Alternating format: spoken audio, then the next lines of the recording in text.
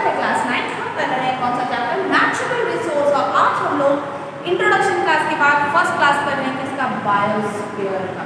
मैं एक बार फिर से बता दूं कि इस चैप्टर को हम लोग टर्म टू एग्जामिनेशन बेसिस के हिसाब से कर रहे हैं और जितने भी टॉपिक्स हम लोग इसमें पढ़ने वाले हैं इसका मैंने प्रीवियस वीडियो में आप लोगों को बता दिया है, जो इंट्रोडक्शन क्लासेस में बता दिया है कौन सा चैप्टर टॉपिक्स हम लोग पढ़ने वाले हैं। और साथ ही साथ मैंने खास बात बताई है कि इससे रिलेटेड जो भी क्वेश्चन एनसीईआरटी में है टॉपिक वाइज, जब भी मैं कोई टॉपिक पढ़ाऊंगी, जैसे आज मैं बायोस्फीयर टॉपिक पढ़ाने वाली हूँ तो बायोस्फीयर से रिलेटेड जो भी क्वेश्चन है वो मैं इस वीडियो में ही क्या करने वाली हूँ, डिस्कस करने वाली हूँ। इसलिए आप लोग अंत तक इस वीडियो को देखिए क्योंकि लास्ट में क्या चलेगा, हमारा क्वेश्चन आंसर राउंड चलेगा और फुल आंसर के साथ मैं सारे क्वेश्चन को एक्सप्लेन भी करने वाली हूँ। चलिए तो हम स्टार्ट करते हैं। हमारा आज का टॉपिक क्या है, बायोस्फीयर। बायोस्फीयर भी समझ जाइए कि हमारा पूरा अर्थ विथ एटमॉस्फेयर मींस मैंने क्या लिखा है कि बायोस्फीयर जो है वो 3 पार्ट में डिवाइडेड है, लिथोस्फीयर, हाइड्रोस्फीयर और एटमॉस्फेयर। तो लिथोस्फीयर और हाइड्रोस्फीयर जो हो जाता है ये आ जाता है हमारे अर्थ क्रस्ट में। अर्थ क्रस्ट प्लस एटमॉस्फेयर मिलकर क्या कर रहा है, पूरे बायोस्फीयर को बना रहा है, जिसको कौन कर रहा है, occupied living organism. Living organism कहाँ रहते हैं, अर्थ क्रस्ट में। अगर हम अर्थ की बात देखें एक बार हम लोग इसके रीजंस के बारे में जानें। मान लीजिए कि ये अर्थ है और हम लोगों ने बीच से इसे यहाँ काटा तो ये कई लेयर्स हैं ना। तो ये जो लेयर है ये सबसे आउटर लेयर है जिस पर लिविंग ऑर्गेनिज्म रह रहे हैं, जिस पर जितने मिनरल्स होते हैं वो पाए जा रहे हैं, जिस पर समुद्र है, पानी है, ये भी कहलाता है क्या, क्रस्ट, अर्थ क्रस्ट। ये बीच का लेयर कहलाता है मेंटल और ये लास्ट का लेयर कहलाता है क्या, कोर। जो सबसे इनर लेयर है वो क्या कहलाता है, कोर कहलाता है। ठीक है, तो इस अर्थ क्रस्ट और प्लस इसका जो एनवायरनमेंट है जहाँ तक भी एयर है ना अर्थ के चारों, ये एटमॉस्फेयर मिलकर ही किसका निर्माण कर रहा है, बायोस्फीयर का निर्माण कर रहा है, जहां पर क्या है, लाइफ चल रहा है। ठीक है, हमारे बॉडी का, हमारे लिविंग ऑर्गेनिज्म यहाँ पर रहते हैं, जीते हैं और यही पर सारे नेचुरल रिसोर्सेज भी पाए जाते हैं। क्लियर है। तो लिथोस्फीयर कहते हैं हम लोग लैंड। ठीक है, जो लैंड एरिया है अर्थ क्रस्ट के ऊपर जो लैंड एरिया है वो क्या कहलाता है, लिथोस्फीयर कहलाता है। जो वाटर का एरिया है, चाहे वो समुद्र हो, चाहे वो फ्रेश वाटर के सोर्स हो, जो भी है वो कहलाता है क्या, हाइड्रोस्फीयर। और जो एयर, ये जो बाहर वाली है जिसमें बहुत सारे एयर का कंपोजिशन भरा हुआ है वो कहलाता है एटमॉस्फेयर। क्लियर। तो ये बात हो रही है कहाँ की, ये बात हो रही है हमारे अर्थ, क्योंकि यहाँ पर बहुत सारी गैसेस हैं और ऐसे ही गैसेस हैं जैसे ऑक्सीजन है ना, कुछ सबका कंपोजिशन अलग है। जैसे 78% क्या है, नाइट्रोजन है, 21% ऑक्सीजन है, 0.03% कार्बन डाइऑक्साइड है। बहुत कम मात्रा। कार्बन डाइऑक्साइड अगर बहुत ज़्यादा होगा तो हमारा अर्थ क्या होगा, बहुत हीट हो जाएगा, क्योंकि कार्बन डाइऑक्साइड क्या करता है, सनलाइट को ट्रैप करके अर्थ पर ही रख लेता है। ये है हमारा ग्रीन हाउस इफेक्ट, जो हम ग्रीन हाउस इफेक्ट के टॉपिक में क्लियर डिटेल देखने वाले हैं। क्लियर है। तो कंपोजिशन ऑफ एयर जो है यहाँ पर और बाकी सारी गैसेस जो जितना बच गया उसमें सारे गैसेस पाए जाते हैं। तो कंपोजिशन ऑफ एयर बहुत ही सुटेबल है अर्थ में लाइफ के लिए। हाँ, अर्थ। ठीक है, अगर हम दूसरे प्लैनेट का कंपैरिजन करें, लाइक वेनस या मार्स का कंपैरिजन करें, तो वहाँ पर कार्बन डाइऑक्साइड की मात्रा बहुत ज़्यादा पाई जाती है। 90 to 95% कार्बन डाइऑक्साइड वहाँ पाया जाता है। अब सोच लीजिए कि कार्बन डाइऑक्साइड जब वेनस या मार्स के एटमॉस्फेयर में इतना ज़्यादा पाया जाता है तो वो कितना गर्म होता होगा, क्योंकि कार्बन क्या होता है, कार्बन डाइऑक्साइड क्या करता है, सनलाइट को ट्रैप करके प्लैनेट को रख देता है, बाहर रिफ्लेक्ट होने नहीं देता है। तो वहाँ वो अर्थ इतना, वो जो प्लैनेट है वो इतना गर्म है कि हमारा क्या है, हमारा अर्थ कि वहाँ पर लाइफ पॉसिबल ही नहीं है, इसलिए वहाँ पर जीवन भी नहीं। ठीक है, मोस्ट इम्पॉर्टेंट यहाँ पर एटमॉस्फेयर के बारे में पढ़ेंगे हम लोग, जो कि क्या है, atmosphere is act like a blanket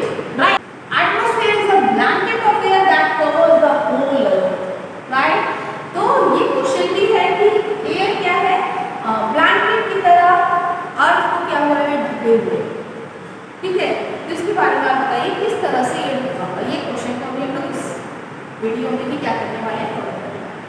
ठीक है, और एक क्वेश्चन है कि कैसे अर्थ का इन्वायरमेंट वेनस और मार्स के इन्वायरमेंट से, एटमॉस्फेयर से अलग है। तो अभी मैंने बताया कि वहाँ का कार्बन डाइऑक्साइड का लेवल क्या है, काफ़ी हाई है, जिसके कारण वो जो प्लैनेट है वो काफ़ी गर्म है।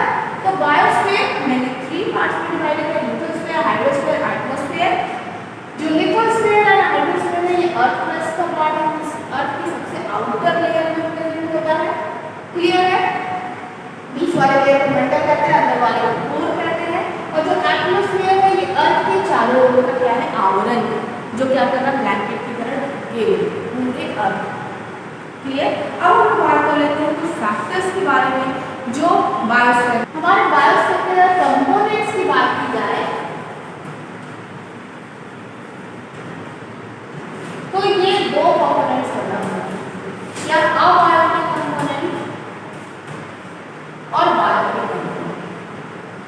बहुत ही सिंपल है। अबायोटिक जिसमें लाइफ नहीं है और बायोटिक कंपोनेंट है जिसमें लाइफ है। Bio means life, bio word यहाँ यूज हुआ, आपको समझना कि यहाँ लिविंग ऑर्गेनिज्म की बात हो रही है। ये बात अपने दिमाग में बैठा है, बायो वर्ड अगर यूज हुआ तो आपको समझ आना क्या कि यहाँ पर लिविंग ऑर्गेनिज्म की बात हो रही है। अबायोटिक जिसमें लाइफ नहीं है but it is very important for life, जैसे कि air, water, soil, sunlight, minerals, इसमें लाइफ है नहीं।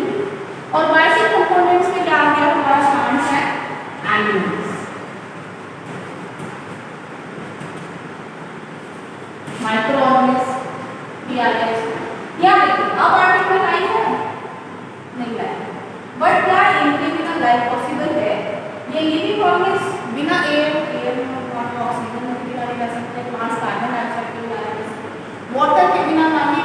हमारे बॉडी का सबसे ज़्यादा हमारा बॉडी है उसमें वाटर का कंपोजिशन सबसे ज़्यादा है, तो वाटर के बिना ना एनिमल्स रह सकते हैं ना ही प्लांट्स रह सकते हैं। उनको भी चाहिए फोटोसिंथेसिस के लिए एयर वाटर तो चाहिए, सॉइल भी चाहिए, मिनरल्स भी हमें सॉइल से ही मिलता है, तो सॉइल को हमें चाहिए, प्लांट्स को बिना सॉइल के नहीं रह सकते, सनलाइट भी चाहिए फोटोसिंथेसिस।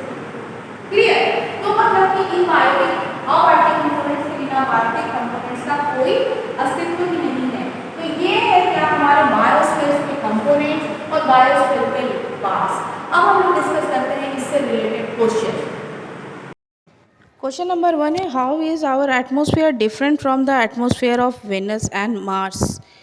तो वेनस एंड मार्स का मैंने बताया था आप लोग कि वहाँ पर कार्बन डाइऑक्साइड का कंसंट्रेशन बहुत ज़्यादा होता है, और कार्बन डाइऑक्साइड रिस्पॉन्सिबल है क्या, सनलाइट को ऑब्जर्व कर लेने के लिए, जिसके कारण क्या हो रहा है, जैसे अर्थ पर तो सिर्फ 0.03% कार्बन डाइऑक्साइड है, फिर भी कार्बन डाइऑक्साइड की का कंसंट्रेशन जो बढ़ रहा है उसकी वजह से क्या हो रहा है, सनलाइट जो अर्थ पे आ रही है वो रिफ्लेक्ट होके कम्प्लीटली वापस नहीं जा रही है, जिसके कारण अर्थ क्या हो रहा है, गर्म हो रहा है और ग्लोबल वार्मिंग के लिए रिस्पॉन्सिबल हो रहा है। तो यहाँ पर बात की गई है कि ये तो अर्थ के एटमॉस्फेयर की बात हो गई, बट यहाँ पर बात की गई है कि एटमॉस्फेयर वेनस और मार्स का अर्थ से कैसे अलग है। तो आप लोगों ने पढ़ा था बच्चों कि वेनस एंड मार्स का जो एटमॉस्फेयर है वहाँ पर 95 to 97% कार्बन डाइऑक्साइड होता है। तो 95 to 97% जब 0.03% कार्बन डाइऑक्साइड थोड़ा सा अधिक हो रहा है तो अर्थ गर्म हो रहा है। तो आप सोच लो कि जो वेनस और मार्स का एटमॉस्फेयर 95 to 97% कार्बन डाइऑक्साइड जहाँ पर कंसनट्रेटेड, वो कितना ज़्यादा हॉट प्लैनेट होगा, है ना। तो बस यही आंसर हम लोग को लिखना। Our atmosphere contain a mixture of many gases. Our atmosphere means earth की बात की जा रही है यहाँ पर, like nitrogen 78%, oxygen 20%, 21%, carbon dioxide 0.03% and water vapour in varying proportion, whereas the atmosphere of Venus and Mars is mainly comprises of carbon dioxide. This carbon dioxide constitute of up to 95 to 97% of the atmosphere on Venus and Mars. It is supposed that due to this reason no life is known to exist on this planet. Life तो हो ही नहीं सकता, क्योंकि इतनी गर्म है जहाँ पर, इतना हॉट प्लैनेट है, वहाँ पर लाइफ पॉसिबल नहीं है। क्लियर है? क्वेश्चन नंबर 2 है, how does the atmosphere act as a blanket. जो एटमोसफियर है ब्लैंकेट की तरह कैसे एक्ट करता है, मीन्स हमें ढके हुए कैसे है ब्लैंकेट की तरह। तो it is known fact that air is the bad conductor of heat and our atmosphere contain mainly the air. Air क्या है? बैड कंडक्टर है हीट का। क्लियर? और एटमोसफियर में मेनली क्या भरा हुआ है? एयर ही भरा हुआ है। Due to this reason the atmosphere keep the average temperature of earth fairly steady during the day and even during the course of the whole year. तो इस एटमोसफियर जो कि हवा का एक चादर है हमारे ऊपर, एक ब्लैंकेट है, कंबल है की तरह हमें ढके हुआ है, अर्थ को ढका हुआ है, ये क्या कर रहा, अर्थ के टेम्परेचर को एक नॉर्मल टेम्परेचर की तरह बनाए रखता है, दिन में, रात में या किसी भी मौसम में, हर पूरे साल। The atmosphere prevents the sudden increase in temperature during the daylight hours and during the night. It slows down the escape of heat into our space. दिन के समय तुरंत गर्म नहीं करता है ये एटमॉस्फेयर को, धीरे धीरे गर्म होता है एटमॉस्फेयर, और रात के समय वो धीरे धीरे ठंडा होता है, तुरंत गर्म और तुरंत ठंडा नहीं होने देता। ये सब कौन कर रहा है? एयर के कारण ही हो रहा है, क्योंकि एटमॉस्फेयर में पूरा एयर हमें कंबल की तरह ढके हुए है। ठीक है? और अगर यही गर्म आहट आ गई है तो उसके भी होगी हमारे स्पेस से धीरे धीरे। तो इस तरह से इस क्वेश्चन का आंसर हो जाएगा। नेक्स्ट इसी टॉपिक से रिलेटेड एक और क्वेश्चन है, why the atmosphere essential for life. क्यों इसेंशियल है, क्यों ज़रूरी है कि एक हवा का आवरण हमारे अर्थ पर हो, और ये लाइफ के लिए क्यों ज़रूरी है? तो आंसर हो जाएगा बच्चों, atmosphere is essential for life because of the following reasons. Following reasons होगा यहाँ पर, थोड़ा सा स्पेलिंग मिस्टेक है। It keeps the average temperature of the earth fairly steady during the day and even during the course of the whole year. इसलिए life के लिए ज़रूरी है क्योंकि यह अर्थ के टेम्परेचर को एक नॉर्मल टेम्परेचर की तरह बनाई रहती है, ना दिन में बहुत ज़्यादा गर्म नहीं होने देती है, रात में बहुत ज़्यादा ठंडा नहीं होने देती है, तुरंत गर्म तुरंत ठंडा नहीं होने देता, साल भर एक नॉर्मल टेम्परेचर की तरह बना रहता है, जो कि एक लाइफ के लिए बहुत ज़रूरी है। It prevent the sudden increase in temperature during the day light hours. तो दिन के समय बहुत जल्दी टेम्परेचर को बढ़ने नहीं देता। It contains all the important gases which are required for sustaining life on earth. और इसी एटमॉस्फेयर पे वो सारी गैसेस प्रेजेंट है जो लाइफ के लिए पॉसिबल है, जैसे ऑक्सीजन जिसे हम लोग रेस्पायर कर रहे हैं, कार्बन डाइऑक्साइड भी प्रेजेंट है जो फोटोसिंथेसिस के लिए रिस्पॉन्सिबल है। तो ये सारी गैसेस यहीं पर पाई जाती है। दीज गैसेस आर, ये गैसेस कौन है? Oxygen for respiration of living organism and oxidation, carbon dioxide for photosynthesis in plant and making food, nitrogen for providing inert atmosphere making protein. Nitrogen fixation होता है जो लेग्यूम्स प्लांट में protein का। The stratosphere region 16 to 23 kilometre from the surface of the earth, जो reason है atmosphere का, of the atmosphere contain a thick layer of ozone which filter the harmful UV radiation from the sun. तो atmosphere में ही जो ozone layer है ये ultraviolet rays को इस अर्थ पर आने से रोकता है, वहीं से रिफ्लेक्ट कर देता है, जो कि अल्ट्रावायलेट रेडिएशन बहुत ही हार्मफुल है हमारे लिए। तो ये भी बहुत फ़ायदे की चीज़ है। If this radiation reach the surface of the earth then they may cause cancer in animal and are also harmful for the plant. अगर ये यूवी रेस अर्थ के अंदर एंटर करता है तो ये लाइफ के लिए बिल्कुल ही अच्छा नहीं है, क्योंकि ये कैंसर के रिस्पॉन्सिबल है, skin cancer mainly, and plant को भी ये काफ़ी हार्म करते हैं। तो ये 3 क्वेश्चन है बच्चों इस टॉपिक से रिलेटेड। तो देखा आप लोगों ने, ये क्वेश्चन था रिलेटेड किससे? बायोस्फीयर से। होप आपको समझ में आया होगा। अगर कोई प्रॉब्लम है तो प्लीज़ कमेंट करें, लाइक करें, मेरे चैनल को सब्सक्राइब